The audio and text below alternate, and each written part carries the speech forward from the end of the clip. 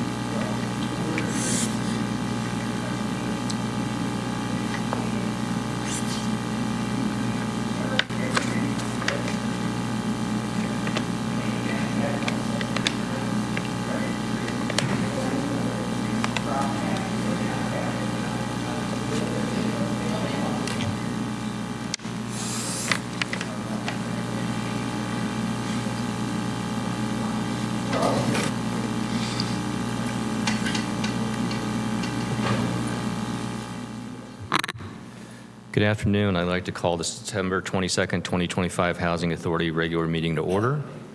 Members of the public may view and listen to the meeting as noted on the city's website as noted on the agenda. As a matter of housekeeping, I'd like to remind commissioners to keep their microphones muted unless they are speaking. The City of Santa Rosa is committed to creating a safe and inclusive environment free from disruption. We will not tolerate any hateful speech or actions and are well staffed to monitor that everyone is participating respectfully or they will be removed. If necessary, we will also immediately end the meeting. Clerk, please explain how public comments will be heard in today's meeting. After each agenda item, the chair will ask for Housing Authority Commissioner comments, and then we'll open the item for public comment.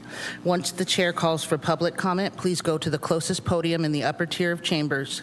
The clerk will then unmute your mic. You will have and the timer will be started. Speakers will be allowed to speak one time per item up to 3 minutes. Additionally, there is one public comment period to speak on non-agenda items, and this is item 6. At this time, any person may address the Housing Authority on matters not listed on this agenda, but which are within the subject matter jurisdiction of the Housing Authority. To address the Housing Authority, you are requested to complete a speaker card and give it to the recording secretary. Thank you. Clerk, have we been notified of any commissioners who've requested to participate remotely? No, we have not. Okay, thank you. Before I ask the clerk to do a roll call for attendance to assist with streaming the meeting and capturing commissioners as they are speaking, I want to continue to remind commissioners to please ask the chair to be recognized before asking a question or making a comment. This will allow time for the cameras to shift to a new speaker. Can we please have a roll call? Commissioner Wimmer? Here. Commissioner Smith? Here. Commissioner Owen? Here. Commissioner Conti? Here. Commissioner Capio? Here. Vice Chair Downey? Here. Chair Newton is absent. So let the record reflect that all are present with the exception of Chair Newton. Thank you. We'll move to item 4, which is statements of abstention. Are any commissioners need to abstain from any items? Not seeing any. We'll move to the next item, which is number 5, which is the study session. And there are no study session items on today's agenda. We will now move to item 6, which is public comments on non-agenda items. Yes, please. Give me just a second to get the timer going.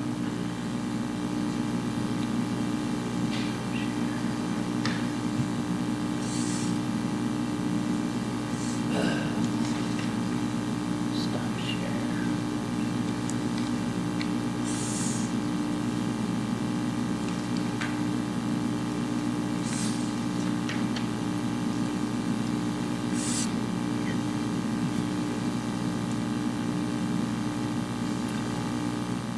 You may begin. Thank you kindly. My name is Dwayne DeWitt. I'm from Roseland. I'm also a member of the Sonoma County Housing Advocacy Group, which has been around for 30 years advocating for residential, rental, affordable units. I want to thank all of you for volunteering to be involved in this organization. I want to thank you for your efforts to try to get more affordable residential rental units.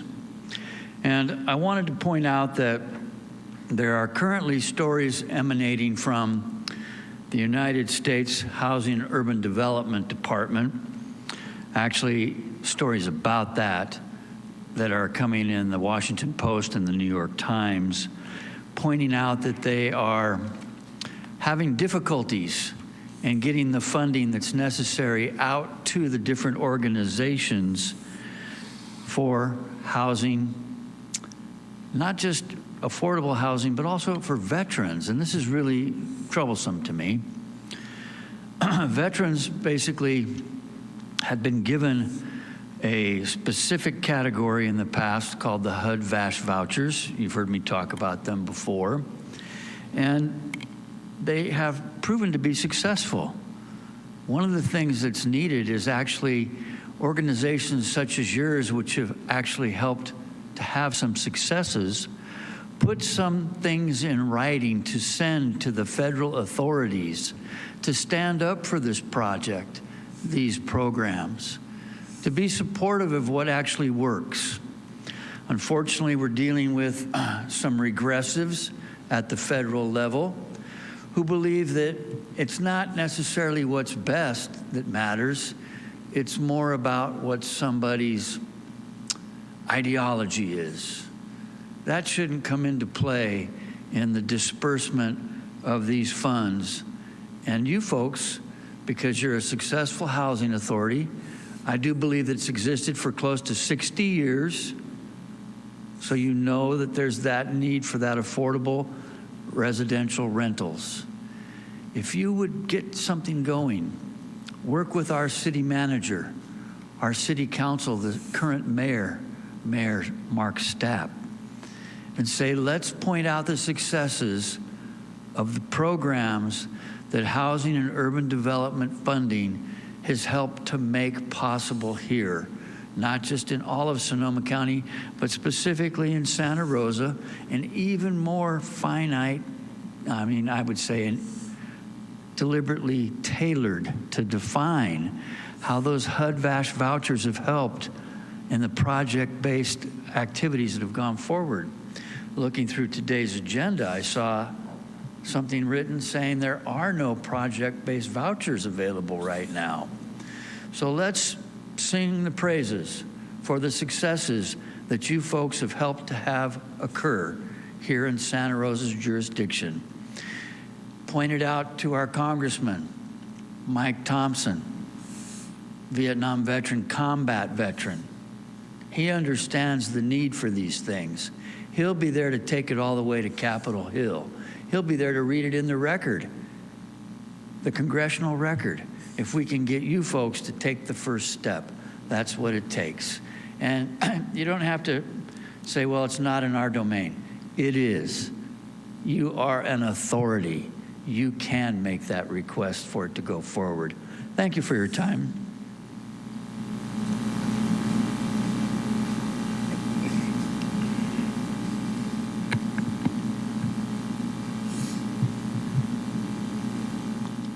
You may begin. Okay, thank you. Yeah, I see 259 up there. There were no orange cards up here, so I didn't bring one down. Oh, here they are, right here, hiding on the podium. My name is David Harris. As I've commented before, a former member of this housing authority. I just wanted to bring your attention, because I found out about it in national coverage, that there is a affordable project that's now is planned for Petaluma at the North Smart Station. Quite incredibly, a microgrid. It will be completely energy self-sufficient, and the developers, Danco, who have done projects up here. So, you know, it's cutting-edge stuff that's being done here in Sonoma County. Hopefully something like that will happen in Santa Rosa, in your jurisdiction. And the other thing that was news to me, covered in the Washington Post, maybe you're seeing it covered somewhere also, is the recent passage of SB 79. Relates to development around transit, and we have 2 smart stations in Santa Rosa, and hopefully we can play a role in seeing that some higher density gets built in that area. And, you know, can we do things proactively, or are we just waiting for the developers to come forward? And when it comes to affordable housing, I hope we find ways to encourage the developers to do those things that the legislature is making more possible. So I'll stop at that. I appreciate you giving me this opportunity. Thank you.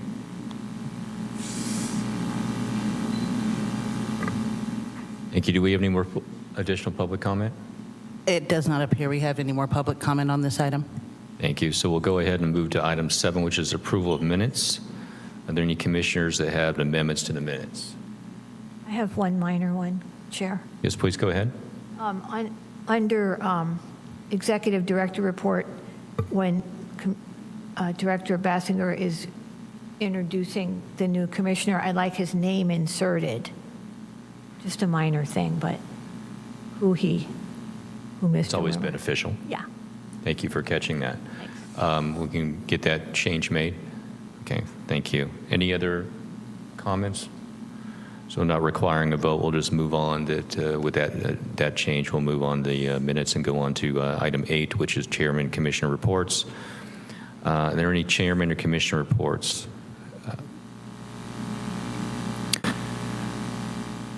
I'm not seeing that we have any at this time. We don't need to take public comment, do we? Okay, good. Any committee reports? Agenda item 9.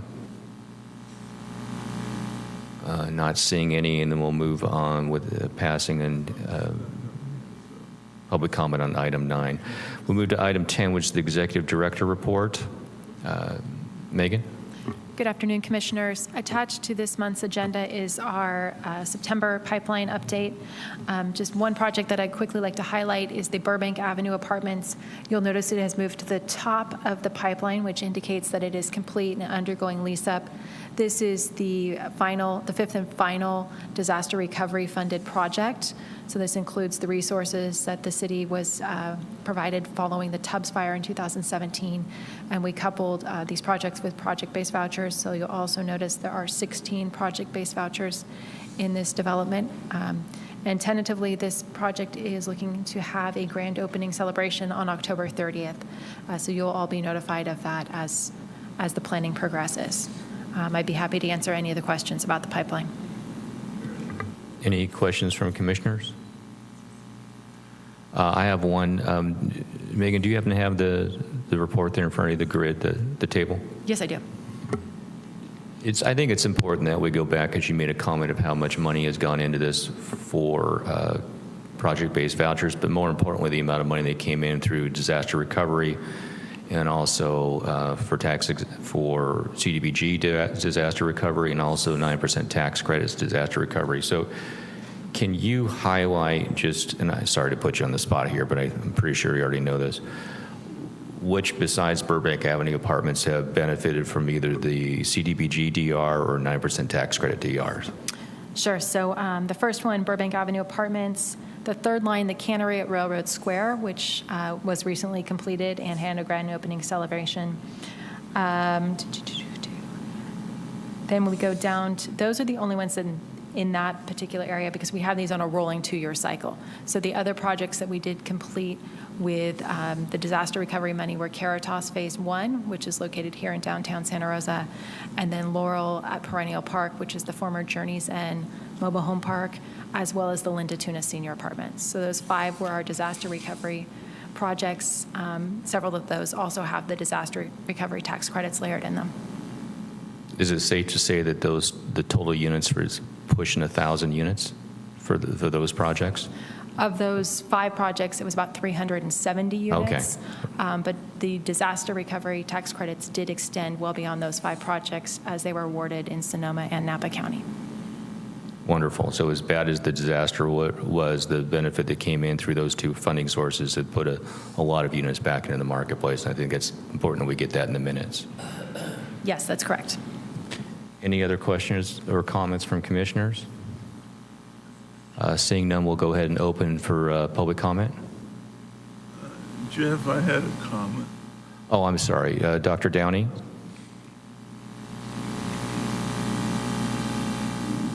Sorry about that. I'm way up in the clouds.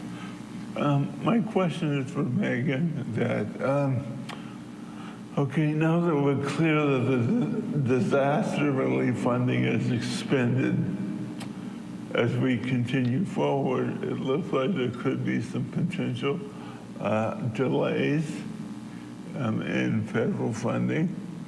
I'm curious, I don't want to put you in a position of being a forecaster, but in the likelihood of delays, how shall we smoothly march forward and provide housing services given that there's no predictability or potentially no predictability on when we'll be reimbursed?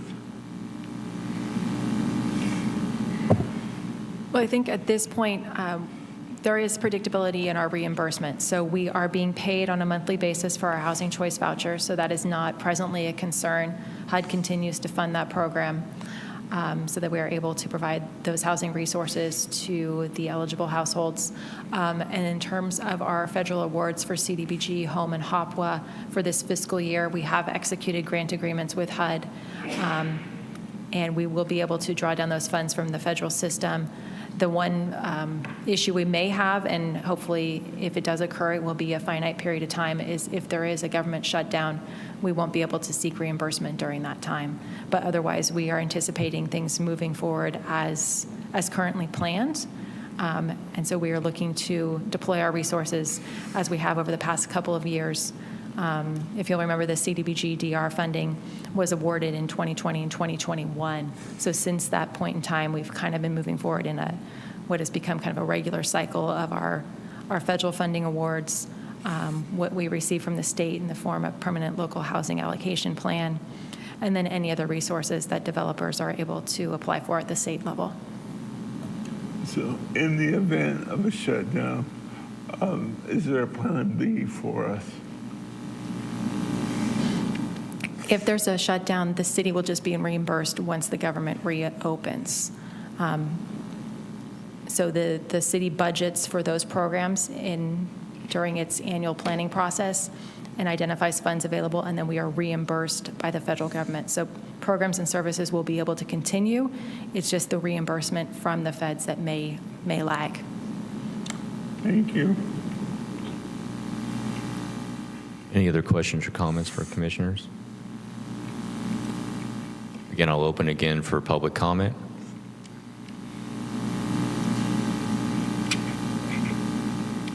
Yes, thank you. My name is Dwayne DeWitt. I'm from Roseland. I appreciated the presentations just now.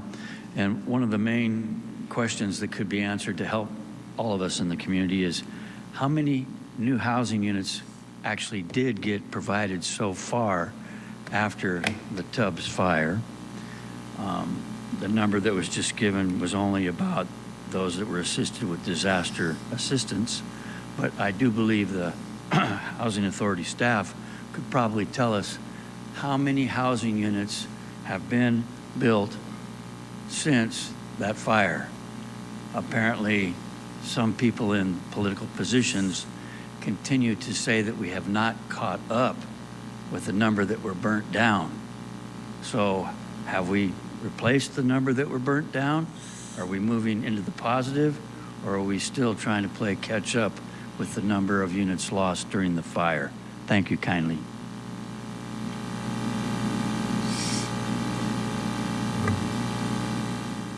I will, Dwayne, answer your question from an affordable standpoint. In the last 24 months, this grid shows 1,216 units, and this doesn't count the number of units that have been done prior to 24 months, but that's all affordable.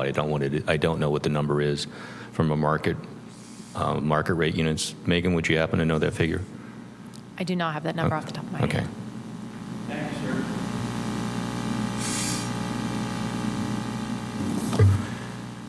So seeing no more public comment on item 10, item 11 is consent items, but there are no consent items. So we'll move on. Item 12 is report items. This is the fiscal year 2025 notice of funding availability and funding recommendations. And Rebecca Lane will be providing the presentation. Good afternoon.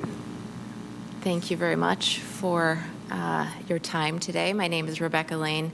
I'm program specialist with the Department of Housing and Community Services, and I apparently need a little technical assistance. I'm sorry.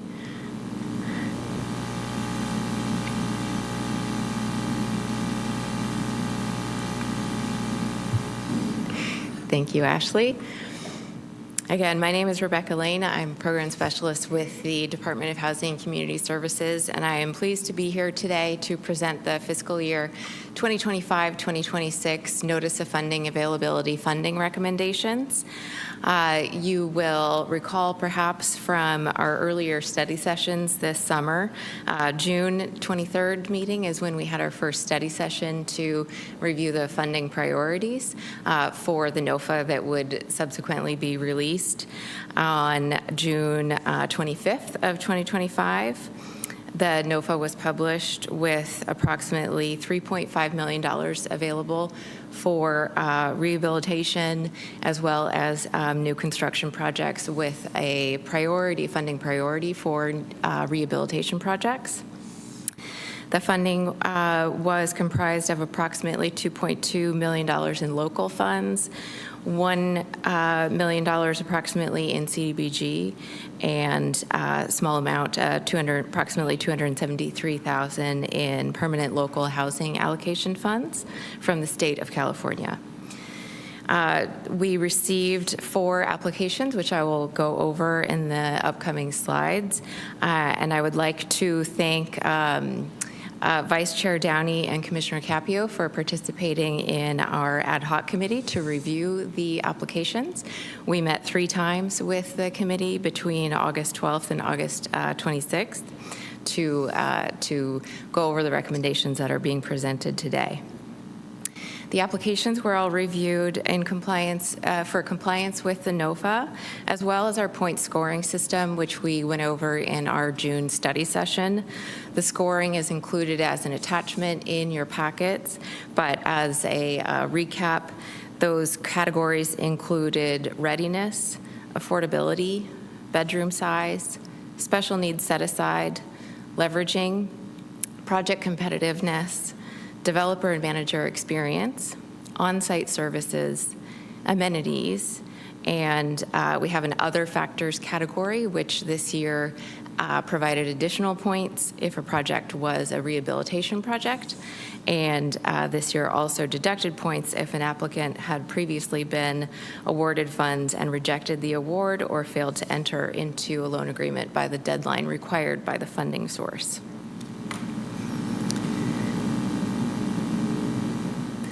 So this slide is an overview of the applications that we received. We received 4 applications in total, and the request was initially for $5.1 million total, which exceeded the funds that we had available. We received project requests for 2 rehabilitation projects and 2 new construction projects. We've identified in this overview the location based on council district as well as the quadrant of the city and the number of affordable units and the amount of funding that was requested under each application. Apple Valley, which is the second under rehabilitation projects, is a scattered site project, so that's why there are 2 council districts identified in this slide as to the location of that project. So there will be more detail provided in each of these projects that are being recommended for funding as I go through the presentation. We'll start with the rehabilitation projects, because that was a funding priority. So the first project under rehabilitation that is being recommended for funding is the Zane Wolf Veterans Village. That's approximately at the center of this slide. It's located at 665 Russell Avenue. Zane Wolf Veterans Village is in northeast Santa Rosa. It's slightly south of the Kaiser Hospital campus, north of the County Administration Center, and just to the east of Highway 101. And for reference, the blue dot that's on the top of this slide, that is the location of Laurel at Perennial Park, the former Journey's End mobile home site. The green dot up in the northwest corner is Cottingtown Mobile Home Park, and the orange dot down at the bottom of this photo is the Birdo Place.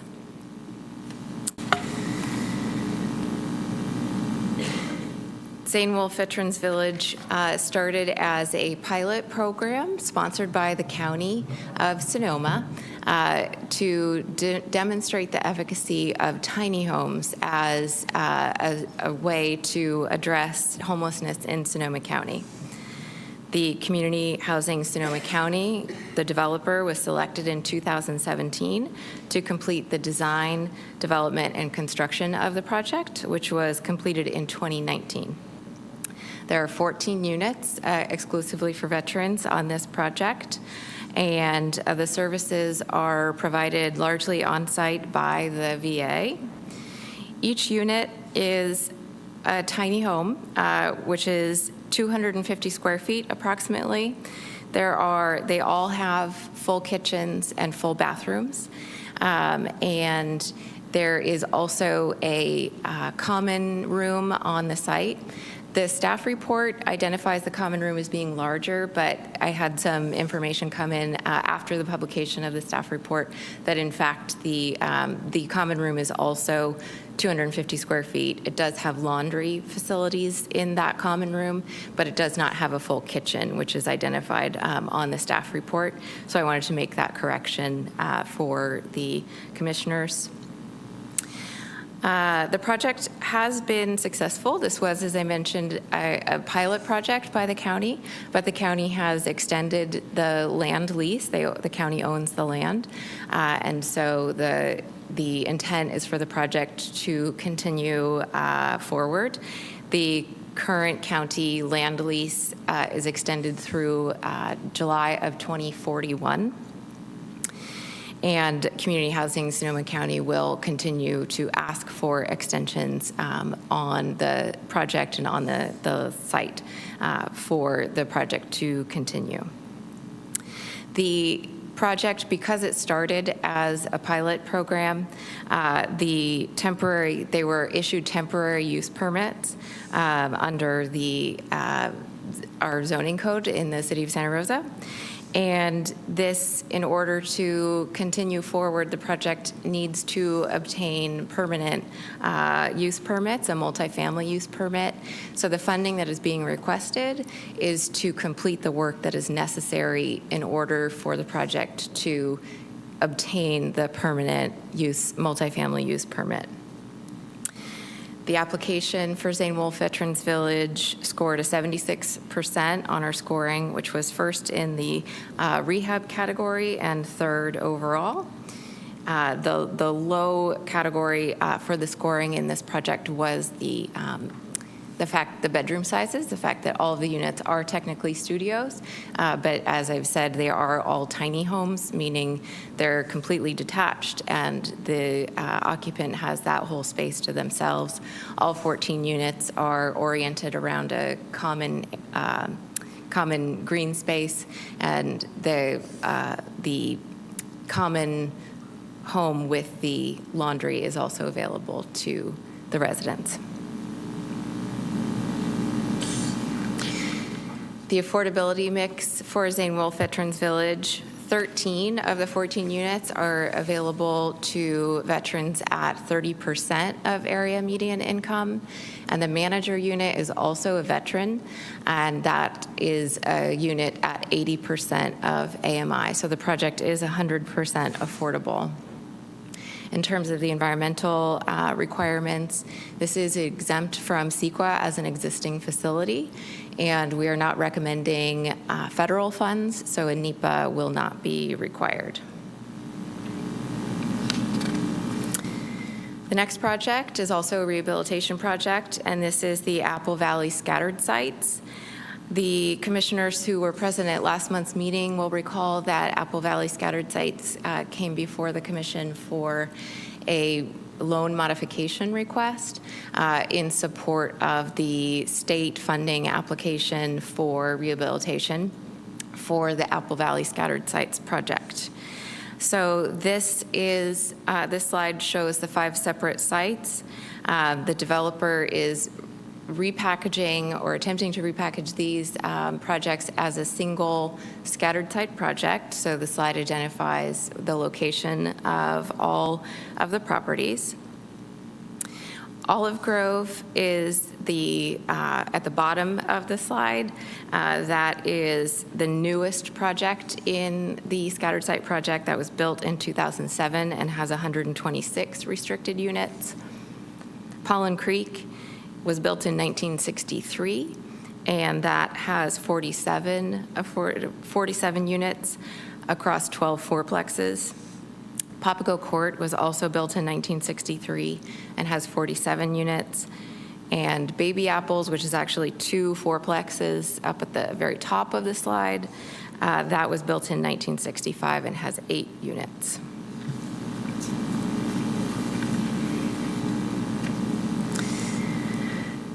So the Apple Valley Scattered Sites, most of these sites, the older sites, were acquired and initially rehabilitated by Burbank Housing in 1997. And the city of Santa Rosa also invested in that area. The neighborhood revitalization program includes Apple Valley, which is the neighborhood that most of those smaller sites are located in. Olive Grove was constructed, as I mentioned, in 2004, and that was with assistance from the Housing Authority. This loan request is to support the rehabilitation of the 5 existing sites, which include a total of 232 units with 228 affordable units. And the request is to the initial request was for $2 million, but we unfortunately didn't have enough funding for all of the projects. So the loan amount that we are recommending is $1,238,310. The bulk of the request, or the rehabilitation funds rather, is from the state. Apple Valley currently has a funding request pending with the state of California. There are approximately $22.9 million in critical rehab needs for across all of the sites that were identified in property needs assessments that were completed in August of 2024. So the bulk of the funds will come from the state of California, and the additional funds that are being recommended today will help the project cover additional soft costs that will leverage further rehabilitation scope. And this project scored 72% on our scoring, which was the second in the rehab and the 4th among all of the applications received. This affordability mix is across all of the project sites.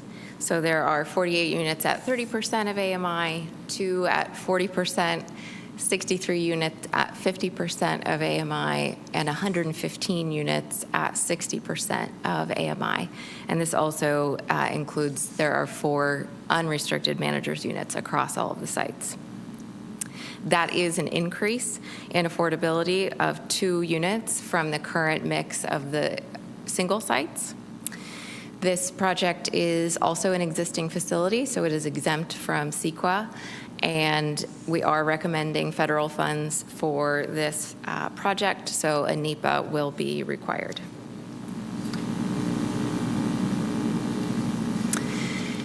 And the final project that is being recommended for funding is Ridley Family Apartments. This is a new construction project located in northwest Santa Rosa. It is just slightly south of Guerneville Road, and it is near the Lance Drive development that just recently broke ground, and also near the SMART station. The orange dot, just to orient, at the bottom of the slide is the Clover Drive townhomes. This developer is Milestone Housing, and they have recently completed Del Corazon Apartments in Santa Rosa.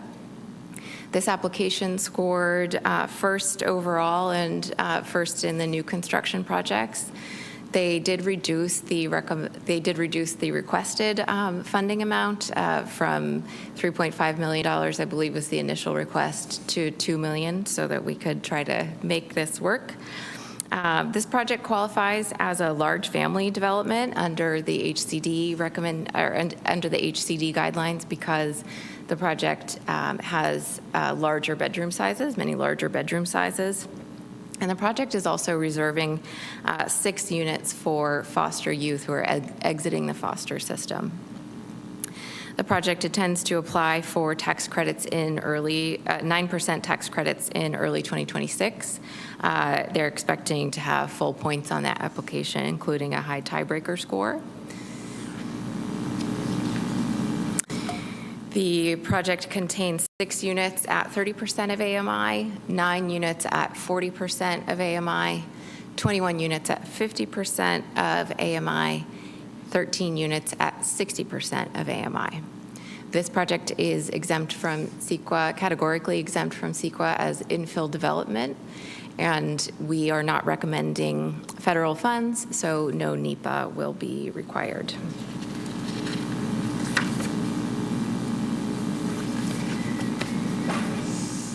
So I'm ready to move on to the recommendation, but I need to point out that we have a correction that will be necessary to the resolution for the Zane Wolf Veterans Village. The staff report and the resolution identify that the term of the loan and the regulatory agreement will be 16 years. And I've done some math and it wasn't quite right. So we're going to rewrite the second paragraph in the conditions of the resolution on page 2 to identify that the loan term and the regulatory agreement term will correspond directly with the land lease. That is expiring on July 31st of 2041.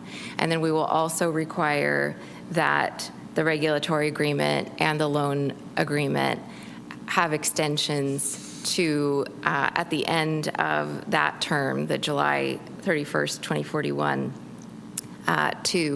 they will be extended to achieve a full 55-year lease term.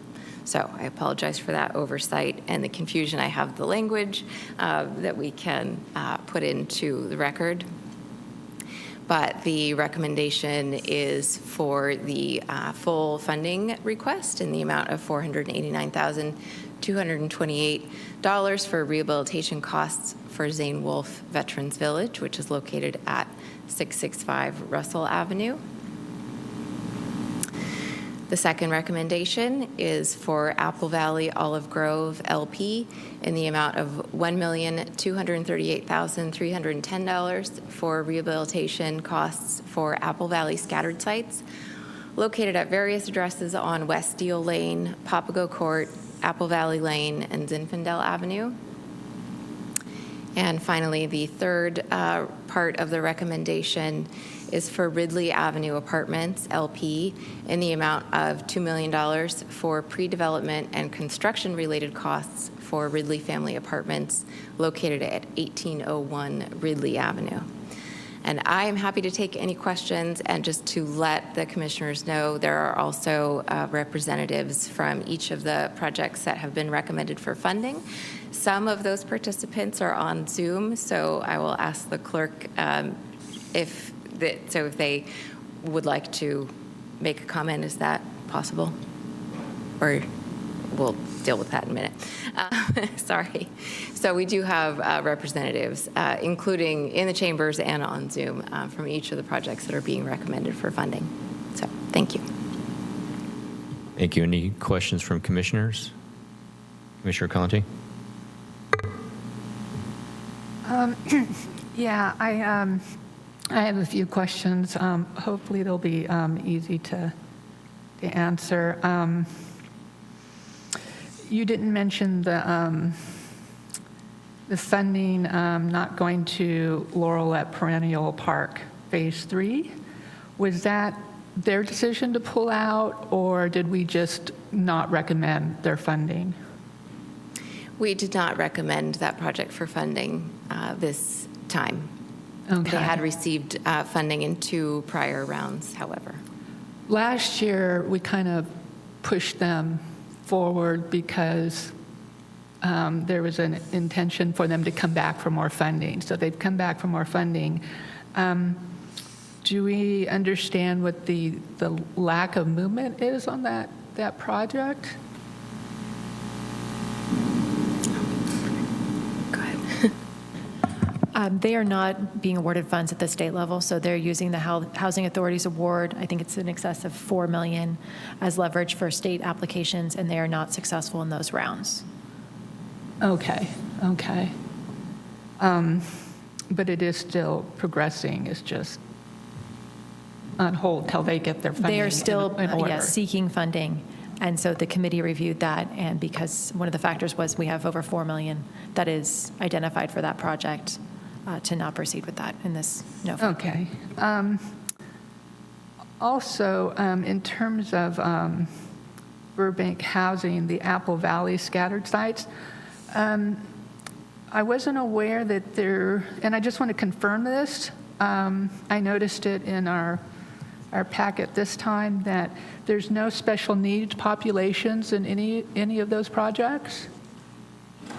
Not at those sites, no. At those sites. So special needs being senior, homeless, et cetera, yeah. yes. Yeah. So these are just standard affordable units across all of those sites. Okay. I just wasn't aware of that.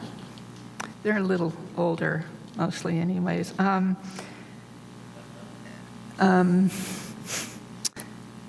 Let's see, I have a few questions on the Zane Wolf Veterans Village that are a little bit more complicated. You're going to have to explain to me what's involved in going from a temporary to a permanent. Have we looked at the soft versus hard costs and all that to look at where the 174,000 per unit number comes in? So the funding that is being requested is specifically for the work that needs to be done in order to issue the project a permanent use. And I believe that has to do, if I recall from the application, all of that information was submitted with the application, with the NOFA application. And the developer who is present could certainly expand on this in their public comment if they wish.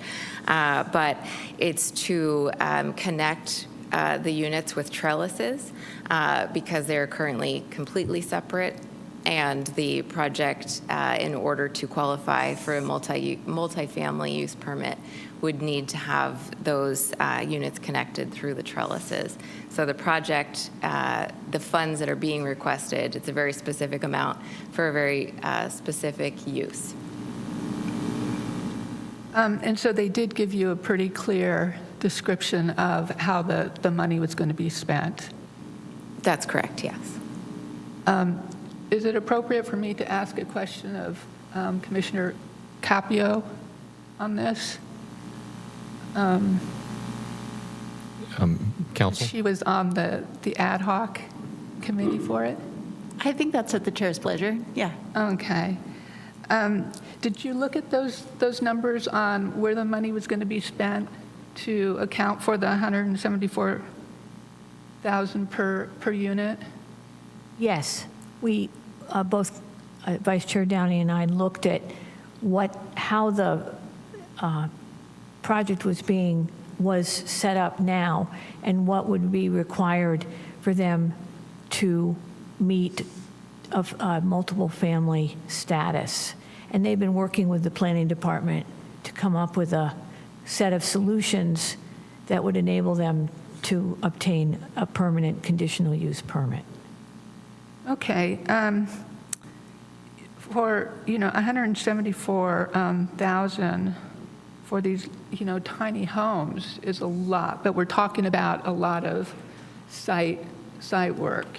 We're talking about connecting the individual units in order to form a duet. So there are 13 units, and they have trellises that will allow connections between them in order for them to qualify for multiple family status. Okay. I believe there's some infrastructure work as well in that. But you guys were pretty comfortable with that price point Yes. per unit in terms of looking at things. Okay. And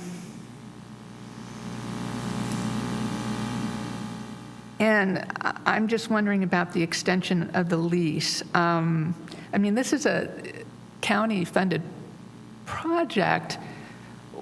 Why was there any conversation on the 16 years going to 55 years at all? Did that come up at all? Yes, we did discuss that. And the county owns the land. They did, sponsor the project, and they own the land. It is very close to the county administration center. So for right now, the county has indicated that the extension is through July 31st of 2041, but that they intend for the project to be permanent. Okay. So we just had to find a way to make our agreements still honor our 55-year term requirement, but also not conflict with the existing land lease. Okay. It just seemed like they were on board. It just wanted to confirm Through the chair. that. Yes, just wanted to add that, and Commissioner Downey can add as well, that this to me was a really great example of county-city cooperation. Right. There wasn't a category, but it was really great. Yeah. It all came together. For some reason, when I was reading through the packet, it might have just been me that missed it, but I didn't see any direct correlation between the extended 16 years versus our intent to want to fund it for 55. So, but it sounded like a very obvious deal.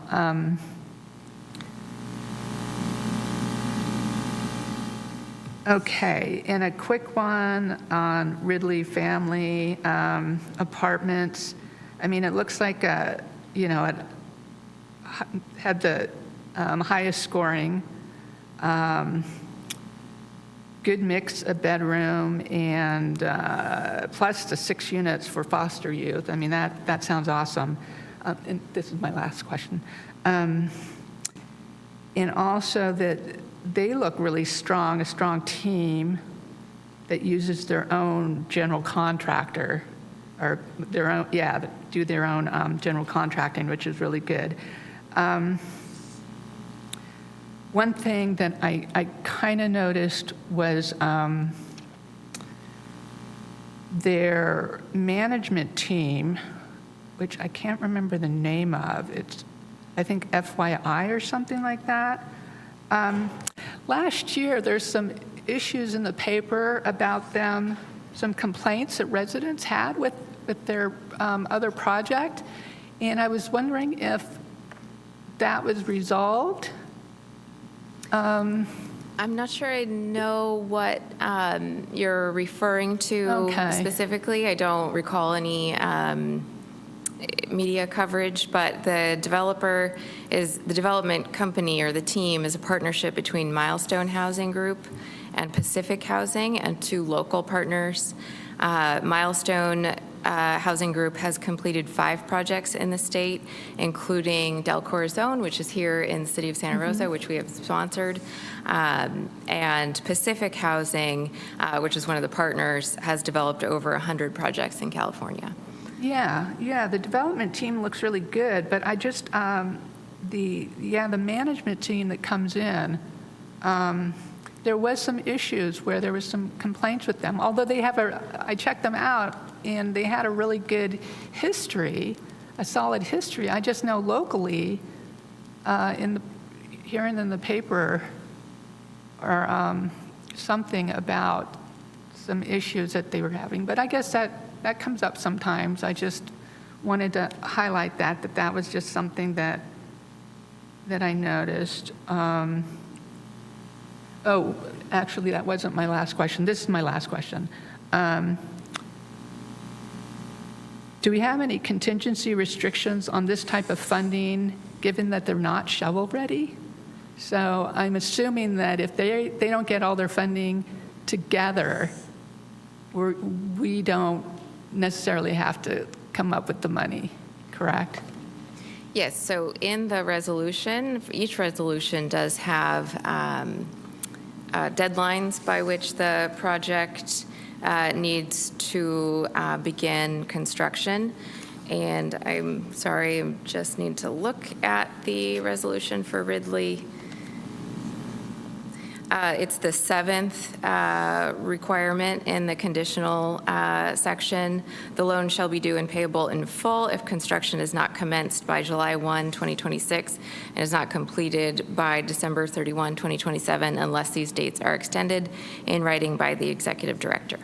Okay. And just an extended question off of that for Megan, is how often do we finance non-shovel-ready projects? Is that kind of getting more common these days, or has that always been common? That has always been common because some of Okay. our funds are restricted towards specific uses. So for example, for Ridley, the proposed funding sources are CDBG, which can only be used, no, wrong project, just kidding.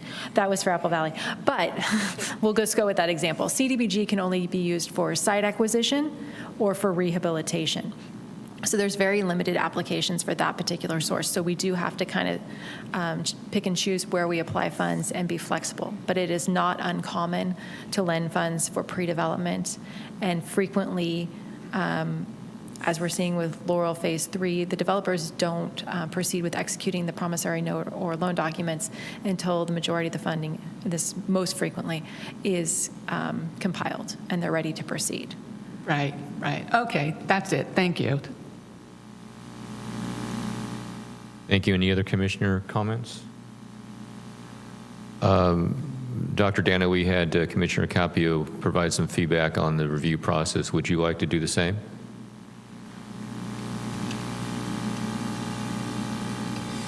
I think that given the complexity of this project, that we were able to work through some very complex issues and get this all pulled together with different agencies. So I'm excited about it, and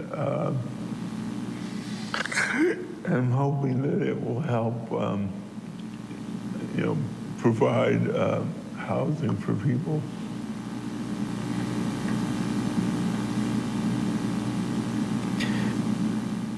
Thank you. Any other commissioner comments or questions? I do have a few. On the Zane Wolf project, the money that's being, it's 175,000 units. Is that hard and soft costs? I don't recall specifically, but the developer is here in the chambers and might be able to answer that question during their public comment. I see him raising his hand. Craig, can you go to the dais, podium, and answer?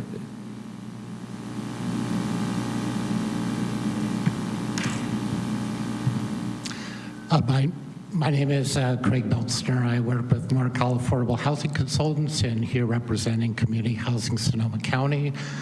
Ross Liscombe, who has been trying to sign in on Zoom, will also be available to respond to questions or comments.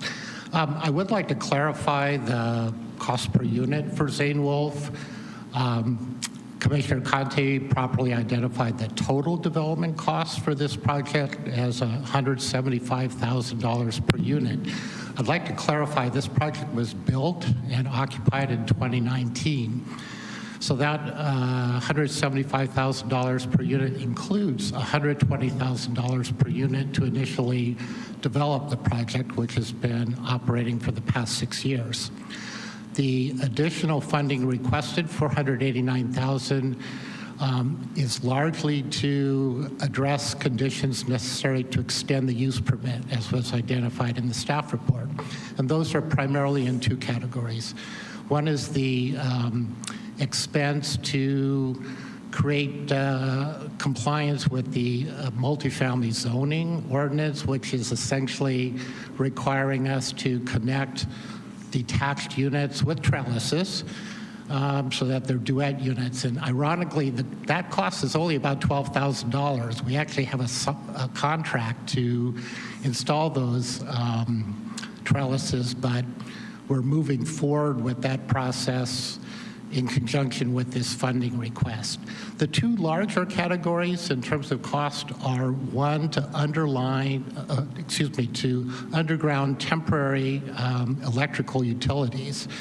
Because the project was initially constructed with a temporary use permit, we have the electric utilities on site that are associated with that proposed temporary use. And it's timely that those electrical utilities, which are on posts and overhead, need to be undergrounded for the long-term use of the property. The second category, and that cost is around $200,000. Second category are actually some city impact fees that were deferred at the time that the project was initially developed, again, because it was planned for temporary use. Community Housing has already paid the water and sewer fees, around $90,000, but there are still capital facilities fees and parks fees owed to the city, around $162,000. And those fees are part of the funding application so that they can be paid to the city. That's one of the conditions of extending or modifying the temporary use permit to a permanent use permit. Thank you. Any other questions? Commissioner Conte? Yeah, I'm wondering if the units themselves are going to be structurally altered interiorly or expanded other than the trellises? No. It's a lovely project, by the way. If you've never visited it, I really highly encourage it. It's really attractive. It's quiet. It's a safe housing environment for previously homeless vets. Strong services plan, as has been noted. It's really a little oasis for the residents, and Community Housing's really excited about extending its use for another 20 plus years. Yeah, I've heard a lot of really good things about the on-site support services and things. Yeah. If for some reason Mr. Liscombe is unable to join by Zoom, I know he was having some connection problems. He did ask me to read a very brief statement, so I'd be happy to do that either now or later, depending on whether or not he can be Zoomed into the meeting. Why, since we're already preempting, go ahead and read the statement if you wouldn't mind. Thank you, Commissioner Owen. This is from Ross Liscombe.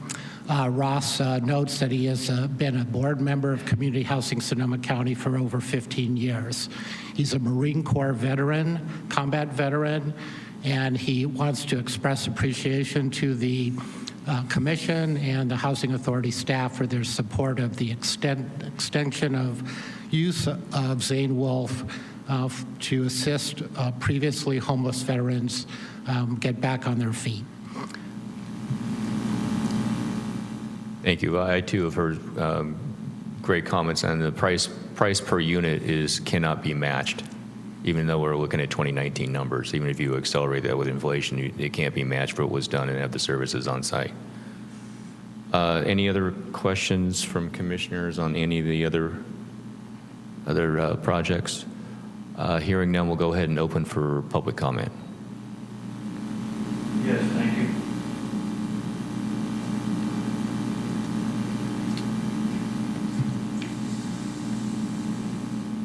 Hello, my name is Dwayne DeWitt. I'm from Roseland, member of Sonoma County Housing Advocacy Group, also a veteran. I'm supportive of the funding that's going forward for this Veterans Tiny Home Project, but there's a number of questions that have come about. I actively participated in observing the building of the units. Many of the activities that occurred were volunteer.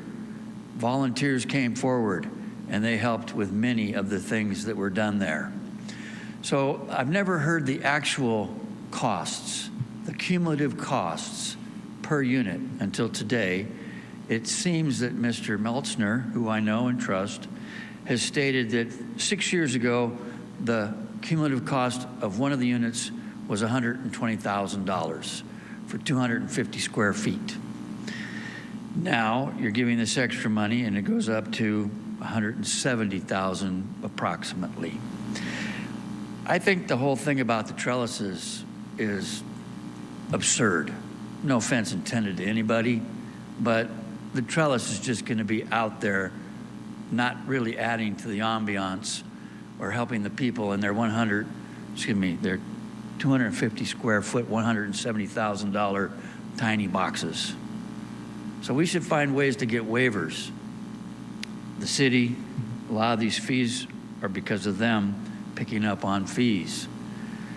This project, when it came forward, was to be a voluntary type of effort and a collaborative effort between the city and the county. And I really think that it should have kept that same spirit of helping to keep these costs as low as possible, when it seems now it's more about trying to get more money, more costs. I've known a lot of people living out there. Many of them die along the way. This is their last spot, all right? And I understand all that. It just seems that we can do better for less cost. You can go down Santa Rosa Avenue and buy a prefabricated modular home much bigger than these units for $80,000 right now today. So we have to get this kind of in a more reasonable approach in which the Housing Authority's money is spent as judiciously as possible, a bit of a frugal approach, if you will, a prudent approach, and get larger units for these veterans to live in the future. We need to have more of these Veterans Village, obviously. The one over there on Benton Street has done well. Its units came in much higher. I believe we could get some of them over in Roseland. So let's find ways to make it less expensive, more efficient, bigger spaces, and let the veterans be treated better. Thank you kindly for your time. And thank you for Mr. Meltzner and all the other professionals involved. Everybody's doing as best they can.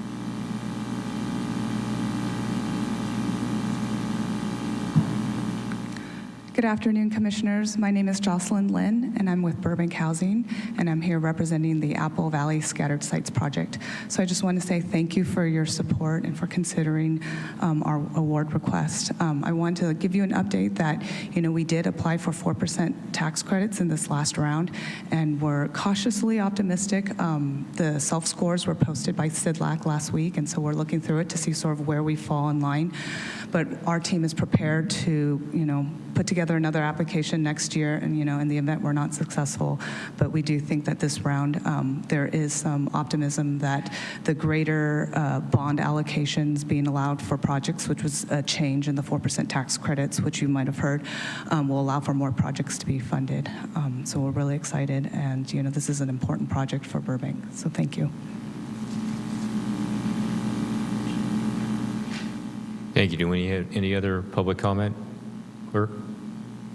It doesn't appear we have any other public comment on this item. Okay, thank you. It looks like next up is that we would go for voting on the resolutions.